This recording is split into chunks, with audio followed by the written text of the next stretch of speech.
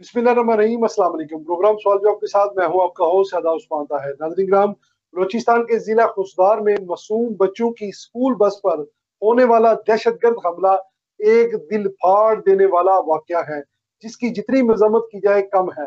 ये हमला सिर्फ कोई एक मुकामी वाकया नहीं, बल्कि पाकिस्तान के दुश्मनों की उस कलोनी साजिश का हिस्सा है जो मुल्क में अदम इस्तेहकाम फैलाने के लिए अरसे से जारी है। तमाम प्रूफ इस बात की तरफ इशारा करते हैं कि इस जालिमाना कार्रवाई के पीछे भारत का खौफनाक चेहरा नरेंद्र मोदी और उसकी खुफिया एजेंसी रा का हाथ है। गुजरात के कसाब मोदी ने पाकिस्तान में प्रॉक्सी दहशतगर्दों के जरिए मासूम जानों को निशाना बनाया, जिसका मकसद कौम को खौफजदा करना और बलूचिस्तान को गैर मुस्तहकम करना है।